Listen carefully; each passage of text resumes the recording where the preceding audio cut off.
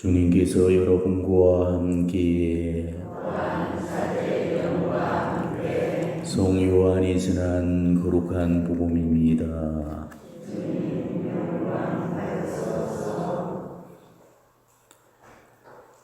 주간 첫날 이른 아침, 아직도 어두울 때에 마리아 막달레나가 무덤에 가서 보니 무덤을 막았던 돌이 치워져 있었다.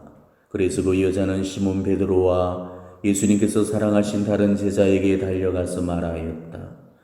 누가 주님을 무덤에서 꺼내갔습니다. 어디에 모셨는지 모르겠습니다. 마리아는 무덤 밖에 서서 울고 있었다. 그렇게 울면서 무덤 쪽으로 몸을 굽혀 들여다보니 하얀 옷을 입은 두 천사가 앉아 있었다. 한 천사는 예수님의 시신이 놓였던 자리 머리맡에, 다른 천사는 발치에 있었다. 그들이 마리아에게 여인아 왜 우느냐 하고 묻자 마리아가 그들에게 대답하였다. 누가 저희 주님을 꺼내갔습니다. 어디에 모셨는지 모르겠습니다. 이렇게 말하고 나서 뒤로 돌아선 마리아는 예수님께서 서 계신 것을 보았다. 그러나 예수님이신 줄을 몰랐다. 예수님께서 마리아에게 여인아 왜 우느냐 누구를 찾느냐 하고 물으셨다. 마리아는 그분을 정원지기로 생각하고 선생님께서 그분을 옮겨가셨으면 어디에 모셨는지 저에게 말씀해 주십시오. 제가 모셔가겠습니다. 하고 말하였다. 예수님께서 마리아야 하고 부르셨다. 마리아는 돌아서서 히브리 말로 라쁘니 하고 불렀다. 이는 스승님이라는 뜻이다. 예수님께서 마리아에게 말씀하셨다. 내가 아직 아버지께 올라가지 않았으니 나를 더 이상 붙들지 마라. 네 형제들에게 가서 나는 네 아버지시며 너희의 아버지신 분, 네 하느님이시며 너희의 하느님이신 분께 올라간다고 전하여라. 마리아 막달레나는 제자들에게 가서 제가 주님을 배웠습니다 하면서 예수님께서 자기에게 하신 이 말씀을 전하였다. 주님의 말씀입니다.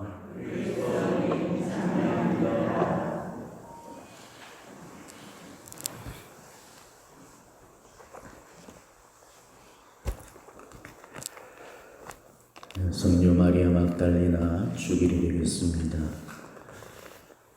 성인 성녀들 중에 마리아 막달레나만큼 수많은 전설로 덮씌워진 그런 신비주의적인 인물이 없을 겁니다.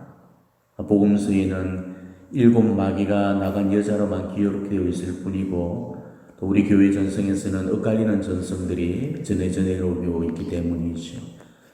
그렇지만은 몇 해 전에 전례 등급이 조정되었다는 사실을 아시는 분들은 다 기억하실 겁니다. 원래는 기념일 등급에서 지금은 축일 등급으로 격상이 되었죠. 그 말은 그만큼 마리아 막달레나 성녀가 비중 있는, 그리고 정말 우리 교회에 공적으로 더욱더 공경받으셔야 될 그런 분이라는 사실을 반증하고 있죠. 충분히 그럴 자격이 있으신 분입니다. 우리는 이 막달레나 성녀를 바라보면서 주님을 얼마나 사랑해야 하는가를 본받고 주님을 어떻게 사랑해야 되는가를 담는 그런 우리들이 되어야 되겠습니다. 마리아 막달레나를 다른 말로 막달라 여자 마리아 이렇게 부르는데, 이는 막달라 지방 출신의 마리아라는 뜻이죠. 막달라 지방은 갈릴레아 호수 서쪽 연안에 위치한 곳입니다. 그리고 예로부터 연세거, 작직 무렵이 발달한 그런 도시였죠. 각지에서 모여든 상인들로 늘 문전성시를 이뤘고 엄청난 부가 흘러들어오면서 향락이 성행되어서 정말 도덕적으로 아주 문란하고 타락했던 그런 지방이었습니다. 성경에는 아무런 언급이 되어 있지 않지만 우리 교회 전통으로는 이 마리아 막달레나가 막달라 지방에서 이 문란한 생활을 하고 살았던 여인으로 간주를 해왔습니다. 그런 이유로 교회는 오랫동안 마리아 막달레나를 장녀 출신으로 생각을 해왔죠. 그래서 마리아 막달레나에 관한 교회의 성미술을 보게 되면은 하나같이 젖가슴을 드러내면서 풍만한 육체미와 관능을 드러내는 그런 여인으로 묘사를 하고 있습니다. 그런데 사도들로부터 전해 내려온 사도 전승에 따르면은 이 마리아 막달레나를 라자로의 여동생 그리고 마르타의 여동생인 이 베타니아의 마리아와 동일 인물로 보고 있습니다. 이거는 사도들로부터 전해 내려왔던 교회 전승이라는 점에서 신빙성이 더욱더 높은 거죠. 그리고 마리아 발도르타에게 계시하셨던 예수 그리스도의 생애를 환시로 보여주셨던 하느님이시오 사람이신 그리스도의 시라는 그 책을 읽어보더라도 마리아 막달레나가 바로 베타니아의 마리아였다는 사실을 밝혀주고 있습니다. 그렇지만 일관된 그런 정설이 없다 보니까 성서신학자들 사이에서 의견이 분분합니다. 어떤 학자들은 베타니아의 마리아와 마리아 막달레나가 동일 인물이라고 그러고 또 어떤 신학자들은 다른 인물로 여기고 있죠. 저 개인적으로는 베타니아의 마리아를 마리아 막달레나로 확신하고 있습니다. 우리 교회 성인들이나 교부들도 다 그렇게 가르치고 있기 때문이죠. 베타니아의 그 마리아를 마리아 막달레나로 보고 우리가 복음을 읽게 되면은 마리아 막달레나 이야기가 복음서에 무척 많이 나온다는 것을 알게 됩니다. 복음서에 무려 총 13차례에 걸쳐서 등장을 하고 있죠.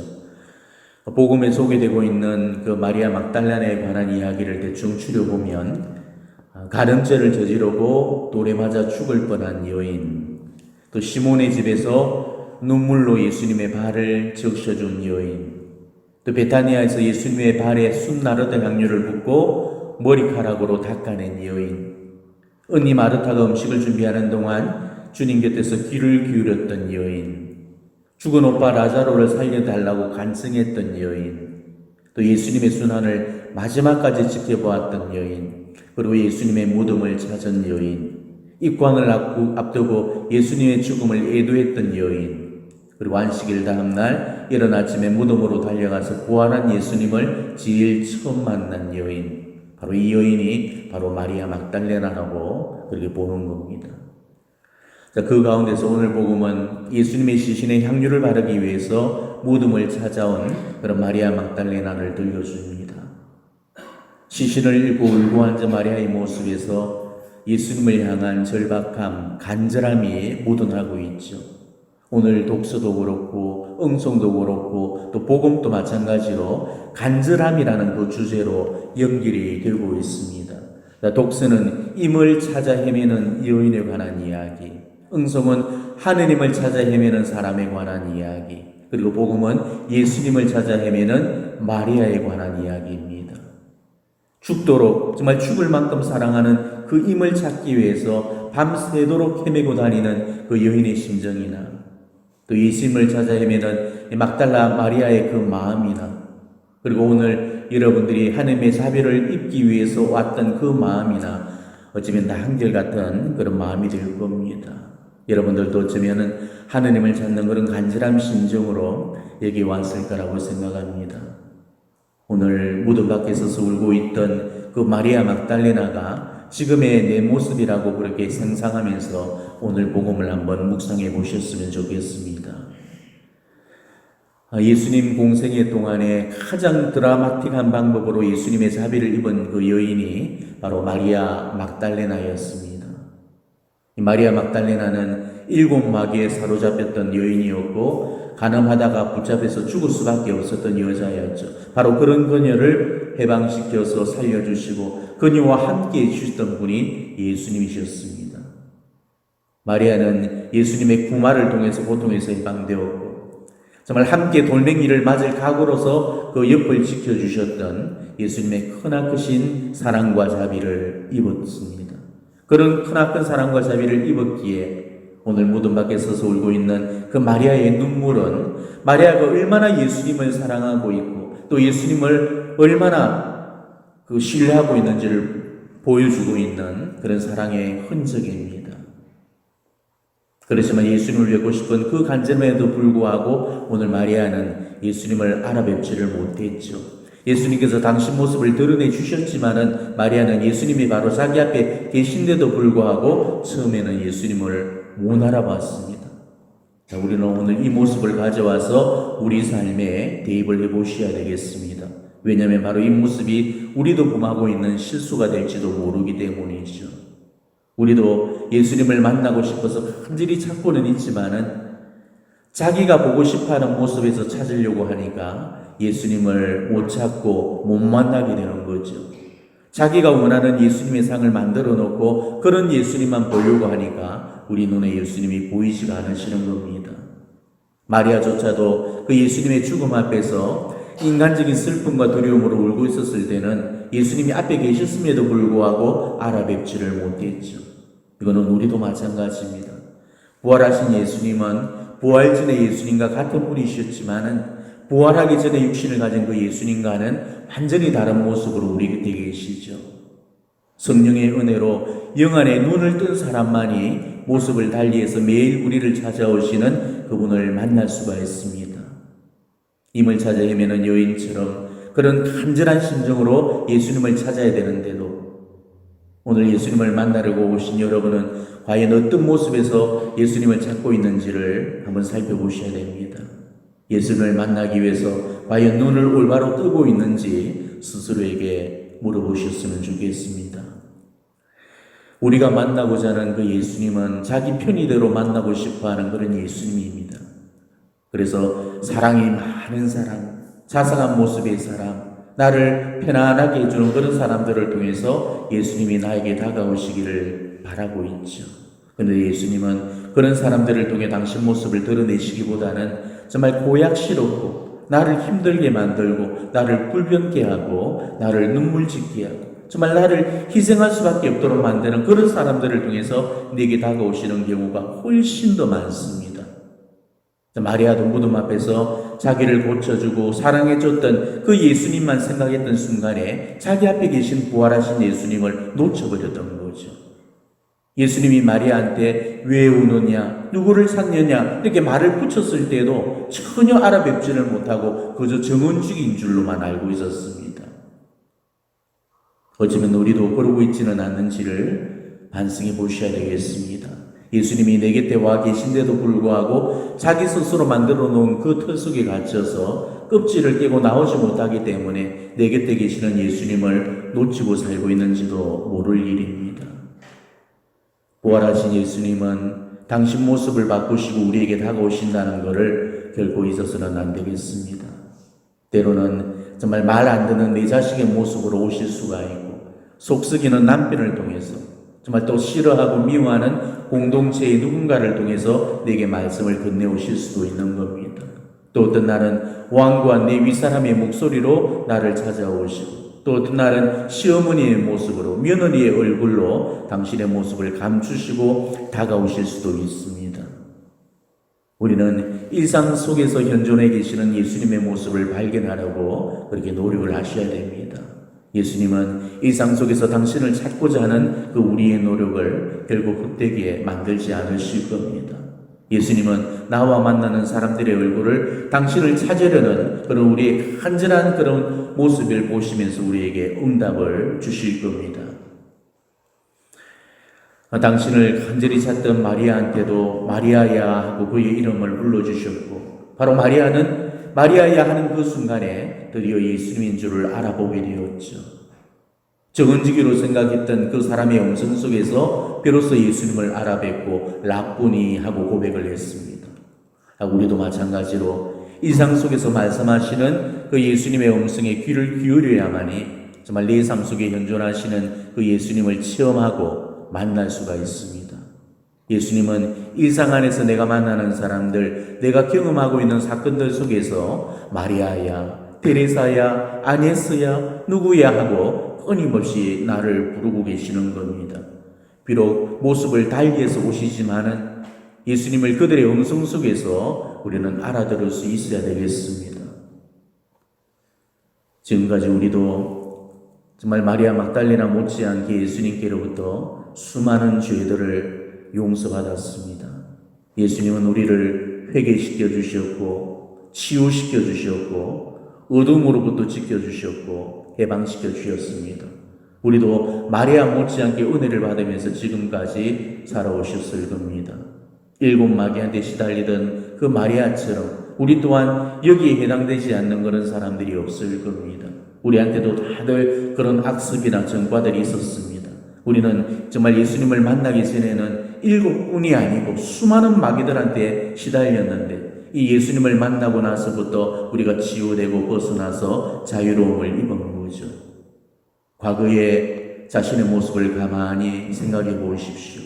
얼마나 눈뜨고는 보기 힘들 정도로 정말 개차반이 같은 인간들이었던가를 안다면은 우리는 지금의 내 모습에 깊이 감사를 드려야 될 것입니다.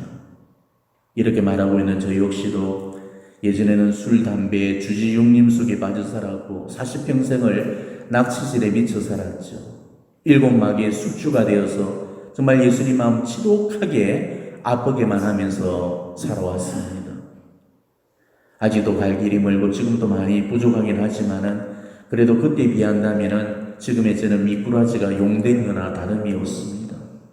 예수님께서 얼마나 많은 그런 더러움을 씻겨주시고 얼마나 사람 꼴을 갖춰 살게 해주셨는지 정말 그것만 생각하면은 눈물이 날 정도로 은혜롭고 감사할 따름입니다. 그렇지만 지금도 때때로 앞이 캄캄하고 다 포기하고 싶은 그런 순간들이 있습니다. 어떤 날은 예수님이 전혀 보이지 않고 정말 캄캄한 어둠 속에 갇혀서 혼자 들어앉아 있는 것 같은 그런 기분이 들 때가 많죠. 이러다 영적인 어두운 밤에 자주 빠지곤 합니다. 저는 그럴 때마다 이 마리아를 묵상하면서 무덤 앞에서 눈물 흘리는 그런 마리아의 심정으로 우리 주님의 이름을 간절히 부르고 있습니다.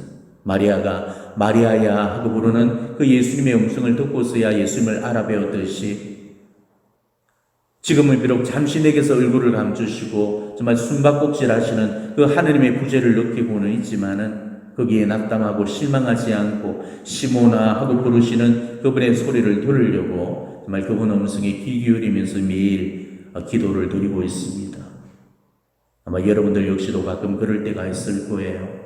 아무리 기도해도 응답이 없고 아무리 불러봐도 예수님이 계신 것 같지가 않고 내 앞에 무거운 돌문이 막혀있는 것 같고 어둠 속에 갇혀있는 것 같고 캄캄한 절망 속에 휩싸일 때가 있을 겁니다.